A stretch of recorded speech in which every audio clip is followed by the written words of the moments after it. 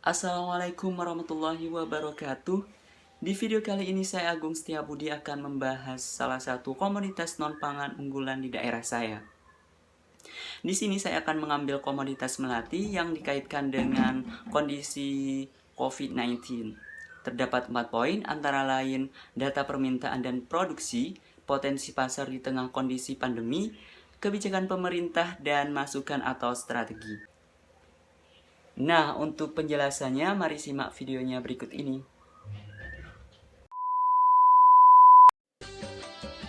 Terdapat 4 pokok pembahasan, antara lain ada data permintaan dan produksi, potensi pasar di tengah pandemi COVID-19, kebijakan pemerintah, dan strategi.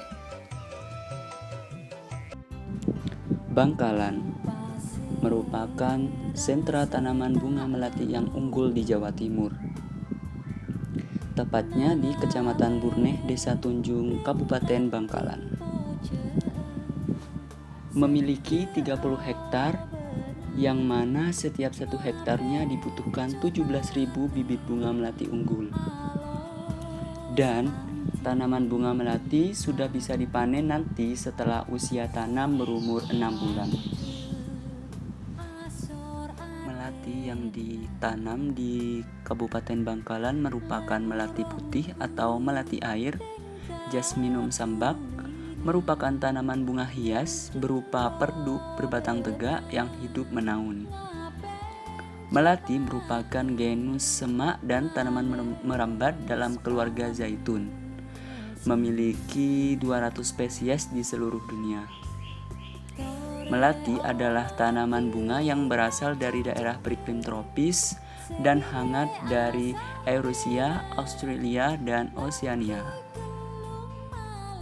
Ya, melati ratoebu merupakan melati dari Bangkalan yang memiliki keunggulan lebih harum dan menyengat, sehingga lebih disukai untuk rangkaian hiasan pengantin.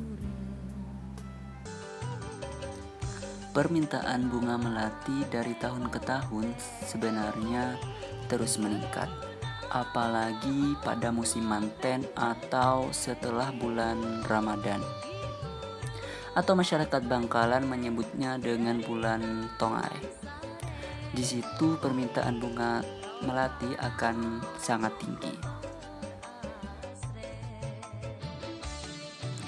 Untuk produksi, Dinas Pertanian dan Peternakan Kabupaten Bangkalan akan bertekad untuk meningkatkan produksi bunga melati dengan menjadikan sejumlah desa di Kecamatan Burneh Kabupaten Bangkalan, Madura sebagai sentra tanaman bunga melati.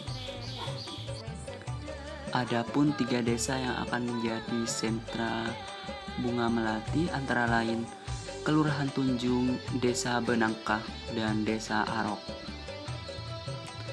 Nah, di 3 tempat ini tanaman bunga melati akan kita kembangkan.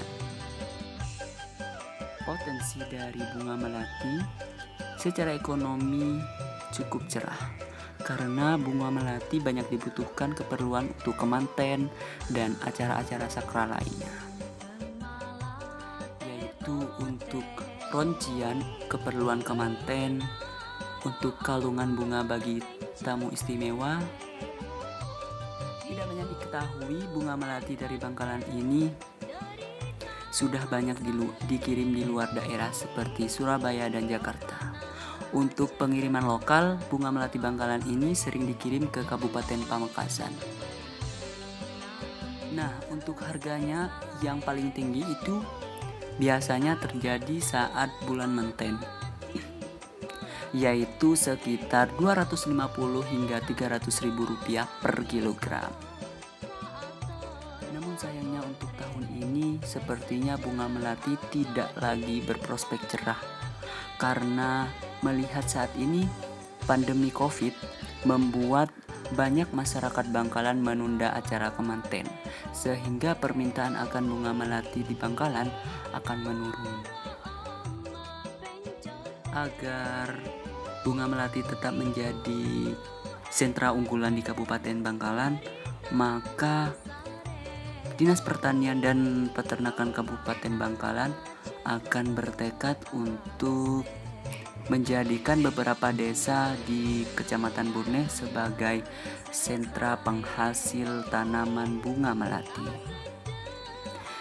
Yang mana sudah saya sebutkan tadi di sebelumnya, yaitu Desa Kelurahan Tunjung, Desa Benangkah, dan Desa Arok.